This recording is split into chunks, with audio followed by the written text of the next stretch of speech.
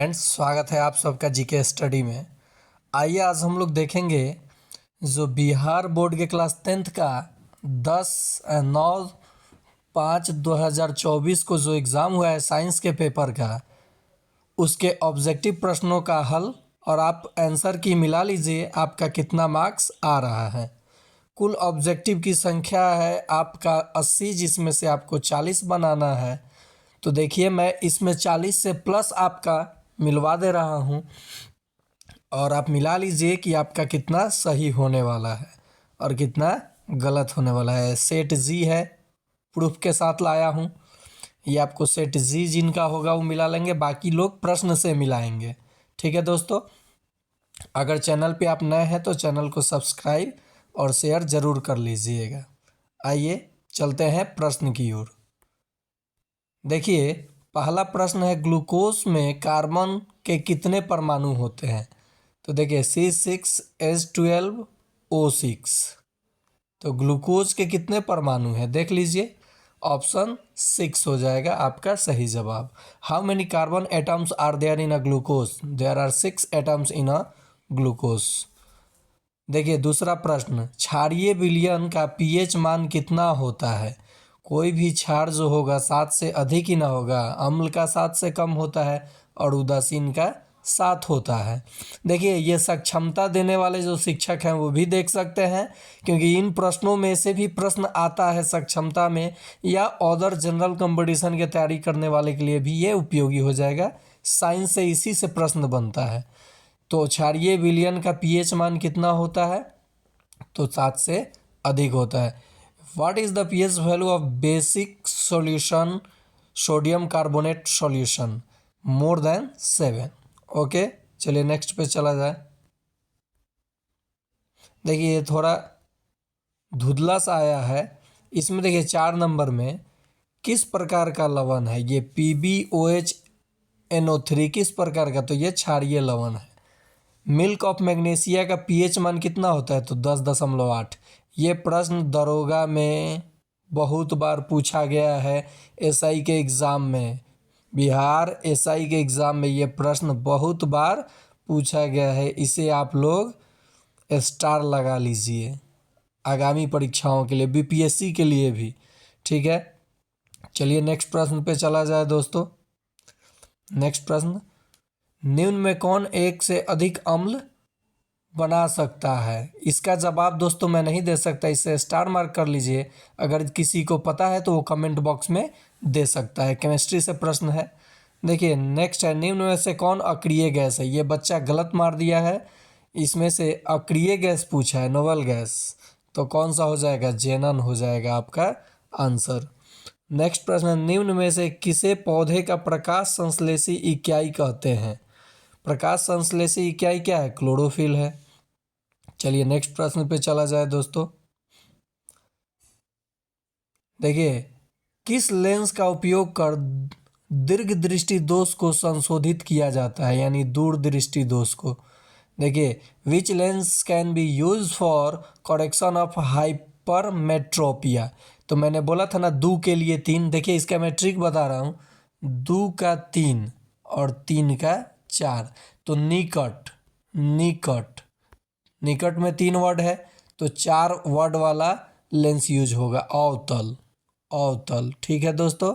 और 2 का 3 यानी दूर में 2 शब्द है तो 3, उत्तल लेंस। कौन हो जाएगा? उत्तल लेंस। आई बात समझ में? दर्पण सूत्र है तो देखिए 1/f is equal to 1/v plus 1/u, यही इसका सही जवाब है। ठीक है, चलिए नेक्स्ट पे चलते हैं दोस्तों। प्रश्न है, किस रंग का विचलन न्यूनतम होता है? तो सिग्नल का कलर कैसा होता है? लाल। तो ये आपका लाल हो जाएगा, ऑप्शन बी।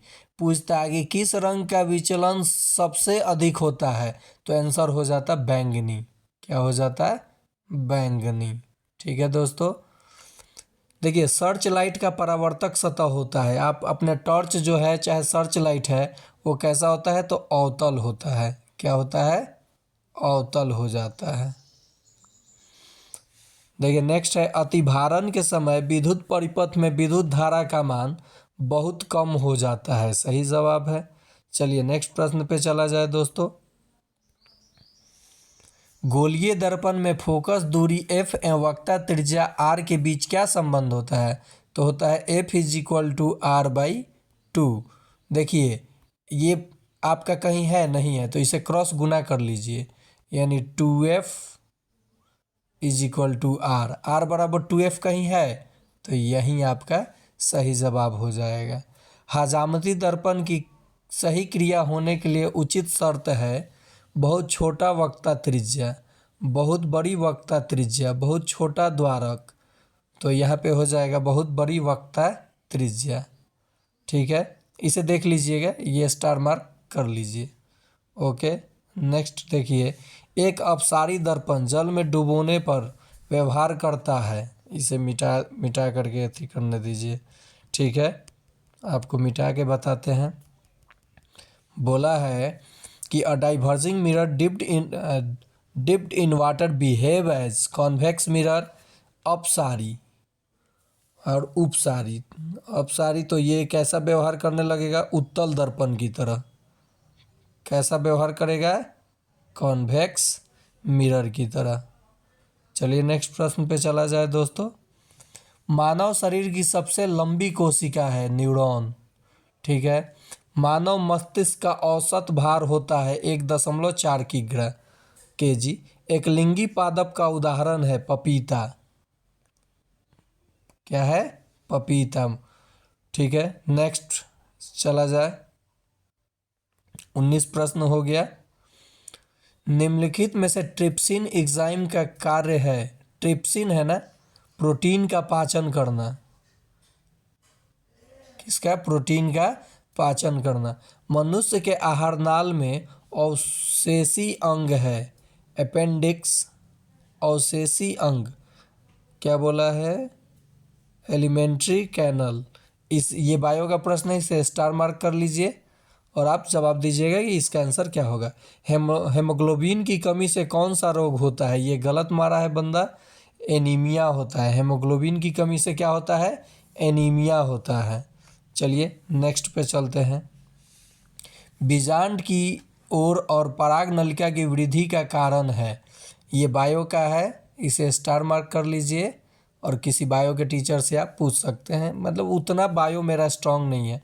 मानव हृदय घिरा हुआ होता है प्लाज्मा से, फ्लोएम से, जाइलम से, पेरिकार्डियम से। तो ये बिल्कुल सही जवाब है। देखिए, फोटोग्राफी कैमरे के उत्तल लेंस द्वारा प्रतिबिंब बनता है। फोटोग्राफी कैमरे के उत्तल लेंस द्वारा, उत्तल लेंस है तो कैसा बनेगा? उत्तल लेंस के द्वारा प्रतिबिंब कैसा बनता है? वास्तविक वस्तु से बड़ा या वास्तविक वस्तु से छोटा।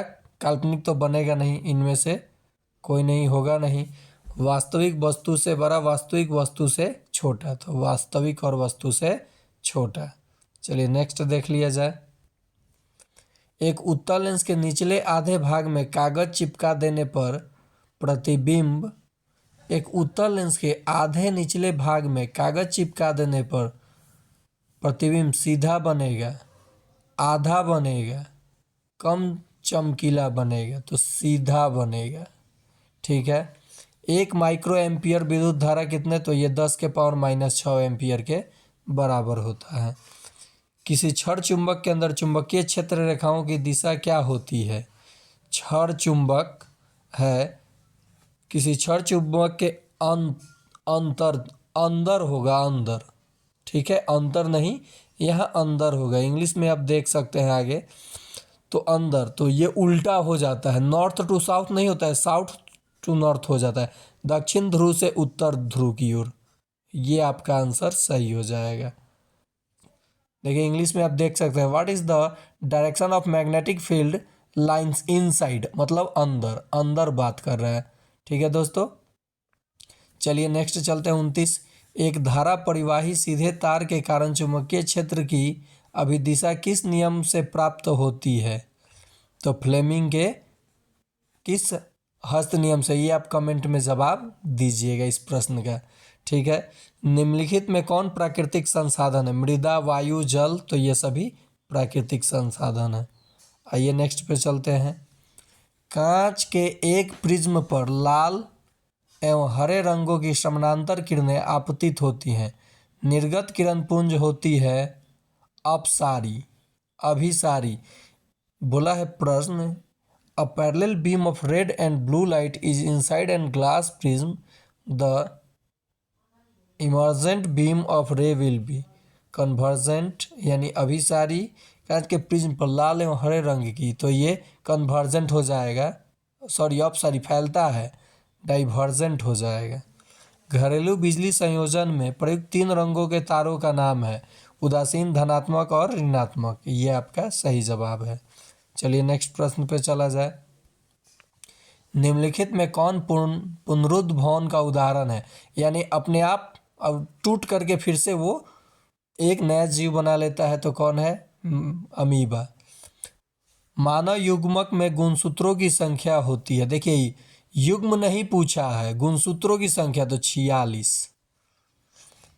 ठीक है। The number of chromosome in human gamete is, तो ये कितना हो जाएगा? 46। अगर पूछता है कितना पेयर, तो ये हो जाता 23। चलिए नेक्स्ट प्रश्न पे चला जाए। कूटपाद पाया जाता है अमीबा में, बिल्कुल सही जवाब। वायरस जनित रोग है, देखिए सर्विक्स, कार्सिनोमा, इनमें से कोई नहीं, एड्स और हर्पीज। तो वायरस जनित रोग है आपका वायरल डिजीज कौन सा इसमें बताइए? एड्स वायरल डिजीज है। हर्पीज तो आप इसका कमेंट में जवाब दीजिएगा, स्टार कर लीजिए। काउपर ग्रंथि पाई जाती है, इसे भी ये स्टार कर लीजिए आप। नेक्स्ट चला जाए। पौधों में श्वसन गैसों के आदान प्रदान के लिए मुख्य अंग है, तो तना, पुमंग, दलपुंज, स्टोमटा, तो ये स्टोमटा हो जाएगा। चालनी नलिकाएं पाई जाती हैं, चलनी नलिकाएं चालन करती हैं, तो ये आपके हो जाएगा जाइलम में। ठीक है। आरबीसी की जीवन अवधि होती है, यानी रेड ब्लड कॉर्पिकल्स की जीवन काल 120 दिन की होती है। Life span of RBC is 120 days. ठीक है। चलिए नेक्स्ट पे चला जाए। ये तो धुंधला आ गया है। ये आधुनिक आवर्त सारणी में बाएं से दाएं की ओर जाने पर परमाणु का आकार क्या होता है? घटता है, बढ़ता है और परिवर्तित रहता है। चलिए ये बहुत मज़ेदार प्रश्न है, इसे आप लोग कमेंट में 42 नंबर का कमेंट में जवाब दीजिएगा, देखते हैं कितने लोगों का सही होता है। अम्लीय ऑक्साइड के विलयन का पीएच मान क्या होगा? अम्लीय है तो 7 से कम। ठीक है दोस्तों, चलिए नेक्स्ट पे चला जाए। कठोर जल को मृदु बनाने के लिए सोडियम के किस यौगिक का उपयोग किया जाता है? तो सोडियम बाइकार्बोनेट का। वर्षा जल का संचयन कहलाता है, इंग्लिश में देख लेने दीजिए। The harvesting of rain water is called. भूमिगत जल का परिपूरण, जल शोधन, जल संचयन। वाटर हार्वेस्टिंग नहीं, वर्षा जल का संचयन कहलाता है। भूमिगत जल का यानी filling of underground water, option A आपका सही हो जाएगा। चलिए नेक्स्ट पे चला जाए दोस्तों। ये तो बिल्कुल धुंधला, देख लेते हैं फिर भी। CHO अभिक्रियाशील मूलक कहलाते हैं एल्डिहाइड, बिल्कुल सही जवाब है। ये तो समझ में ही नहीं आ रहा है कि क्या हो रहा है। देखिए ये NaCl, मैं लिख देता हूँ यहाँ पे, NaCl प्लस AgNO3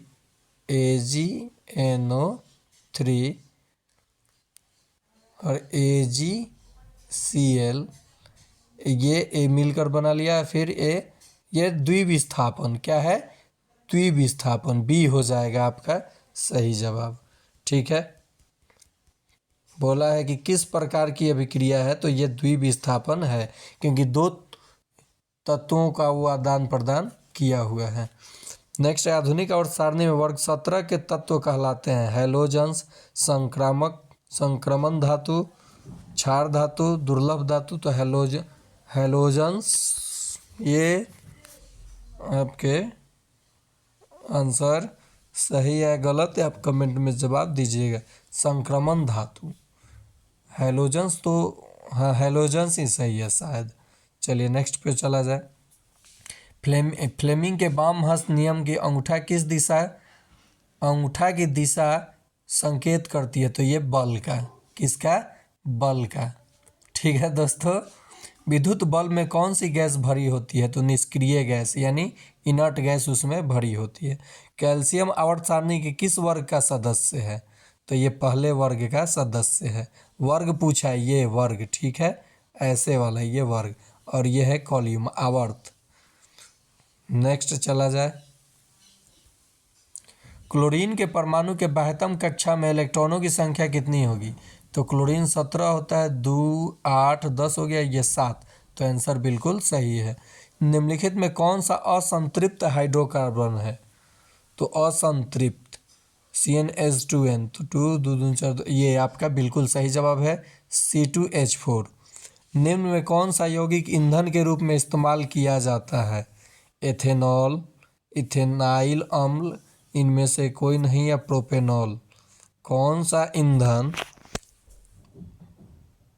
के रूप में, तो एथेनॉल हो जाएगा आपका बिल्कुल सही जवाब। चलिए नेक्स्ट पे चला जाए। मैग्नीशियम की परमाणु संख्या है 12। ठीक है। नेक्स्ट है, निम्नलिखित में कौन सा बुझा हुआ चूना है, तो calcium hydroxide, calcium carbonate. Calcium carbonate को बुझा हुआ चूना कहा जाता है, ये गलत है। चलिए, एक समान चुंबकीय क्षेत्र में क्षेत्र की दिशा के लंबवत अक्ष के परितः एक चालक कुंडली समान दर से घुमाई जाए तो कुंडली में विद्युत वाहक बल होगा दिष्ट विद्युत वाहक बल, प्रत्यावर्ती विद्युत वाहक बल, ये होगा दिष्ट विद्युत वाहक बल हो जाएगा। ठीक है दोस्तों। चलिए नेक्स्ट प्रश्न पे चला जाए। यदि नेत्र दोष से पीड़ित एक व्यक्ति सुधार हेतु एक उत्तल लेंस लगाता है तो लेंस द्वारा बना प्रतिबिंब होगा। उत्तल लेंस है तो उत्तल लेंस में कैसा प्रतिबिंब बनता है, वास्तविक। देखिए दोनों प्रकार, तो दोनों ऑप्शन में है, नहीं है ना, वस्तु से छोटा, अरे तो लेंस द्वारा बना प्रतिबिंब होगा, बना प्रतिबिंब वस्तु से छोटा है। देखिए वास्तविक काल्पनिक, तो वस्तु से छोटा है, इसको आप स्टार मार्क कर लीजिए।